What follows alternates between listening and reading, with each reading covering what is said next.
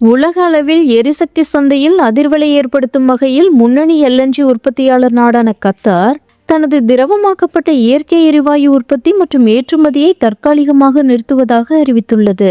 இந்த முடிவு சர்வதேச எரிசக்தி சந்தையில் உடனடி தாக்கத்தை ஏற்படுத்தி பல நாடுகளின் எரிவாயு விநியோக திட்டங்களில் அச்சத்தை உருவாக்கியுள்ளது.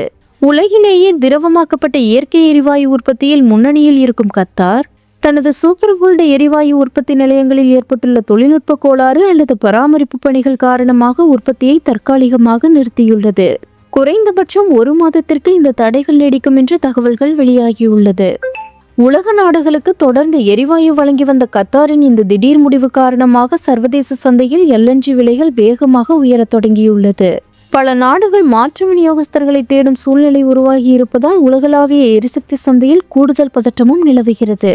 இந்த உற்பத்தி நிறுத்தம் இந்தியாவிற்கு பெரிய சவாலாக மாற வாய்ப்புள்ளது. இந்தியாவின் மொத்த எல்என்ஜி இறக்குமதியில் பெரும்பகுதியை கத்தார் நாடுதான் வழங்கி வருகிறது. இதனால் அங்கு ஏற்படும் சிறிய தடையும் இந்தியாவின் உர தொழிற்சாலைகள், மின் உற்பத்தி நிலையங்கள் மற்றும் சமையல் எரிவாயு விநியோகத்தில் நேரடி தாக்கத்தை ஏற்படுத்தும் அபாயமும் உள்ளது.